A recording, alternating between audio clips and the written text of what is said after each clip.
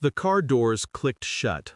The sound was soft, but final, like a lock sliding into place. "Sir," the driver said without looking at me, "don't go home." My hand froze on the buckle. The airport still clung to me. Sterile lighting, recycled air, the half-life of exhaustion. I hadn't spoken a word since stepping into this stranger's car. Now his voice pressed against my skull like a warning I didn't ask for. "What?" I asked.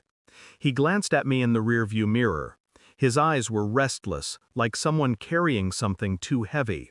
"Your wife," he said. "She hired me last week, paid cash. Told me to drive her somewhere." I didn't move, didn't breathe. He reached into the glove box and pulled out a small envelope, worn, bent at the corners. He handed it back without ceremony. Waited 4 hours outside a warehouse. Couldn't ignore it. I'm not supposed to get involved, but I took photos. The paper was thin, the images inside heavier than anything I'd carried in years. Her face, familiar, coldly lit by the flash of his phone. And 3 men I didn't know. Their arms, their hands. Her body leaning into shadows I'd never been allowed to see. The driver exhaled.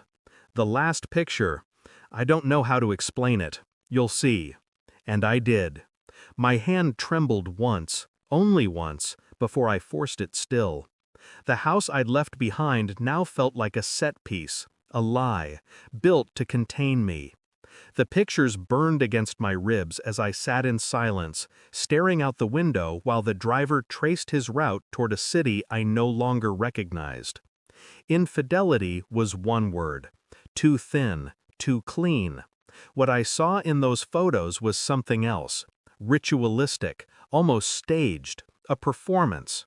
My wife's body wasn't caught in weakness. It was deliberate. Eyes closed, mouth parted, as if she belonged there. I thought of the morning she kissed me goodbye, the way her hand lingered just enough to suggest devotion. Lies were never loud, they were quiet, folded into the fabric of everyday life. I wanted to laugh, but nothing came. Only a cold silence chewing through my chest. I told the driver to stop 2 blocks from home. Paid him without speaking. He looked at me carefully. "You're not going to say anything?" I met his eyes. Not yet. Because silence was power, and power was all I had left. For 3 weeks I moved as if nothing had shifted. I smiled at her, touched her hand when she reached across the table.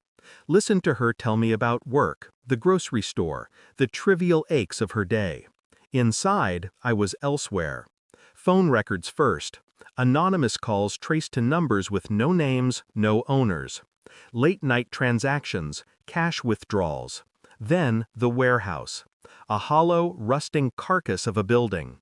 I stood outside one evening, listening to the echo of traffic, and tried to imagine her inside. What she became there. DNA tests followed. A toothbrush, a hair from the bathroom drain. Quiet thefts performed with surgical precision, sent away in a plain envelope, my hands steady as ice. Each step took me deeper, but I felt nothing, not rage, not grief, only calculation. A map was unfolding, and I was drawing the borders with meticulous care. She slept beside me each night, unaware. Her breathing calm, mine measured. The results would arrive soon, and when they did, I would no longer be the man she thought I was. The envelope came on a Tuesday, thin, inconspicuous. Inside, the truth, printed in sterile ink. Not mine. The child she carried, the life I had been told was ours, was not mine. That night, I set the report on the kitchen counter as she poured wine. Said nothing, just slid it toward her. Her hands faltered. The glass tilted. She read. Her face drained of color. "You," her voice cracked. "You tested? Why would you?" I didn't blink, didn't move. Just watched as her body betray her, as panic wrapped itself around her throat. She tried to cry, tried to speak, but silence was stronger, and I let it spread. thick and suffocating until she understood. I leaned forward slowly. 3 men, I said. My voice was flat, controlled. A warehouse. 4 hours. Her eyes widened. Her lips parted, but nothing came. I know everything. The words were not shouted. They were a scalpel, cutting her open, layer by layer. She collapsed into the chair, shaking. Whispers of excuses died before they left her mouth. Because the report was final, the photos undeniable, and I was finished pretending. I didn't rage, didn't strike, I simply stood, collected the envelope, and placed it back into my jacket. You will explain this, I told her quietly, to everyone else.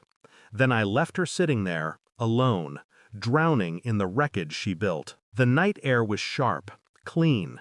I walked without destination. The city lights fractured against my silence. Once I might have cried, begged, demanded answers. But what good were answers? Truth was not something she could give me. I had taken it for myself. The betrayal no longer belonged to her. It belonged to me, my weapon, my clarity. She was nothing more than a ghost trapped inside her own lies. And me? I was free. The final thought settled coldly in my chest, steady as breath. I never lost her. I simply found the truth, and the truth was enough.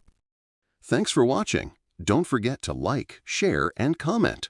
Subscribe now to Cheating Stories Insight World for more amazing stories.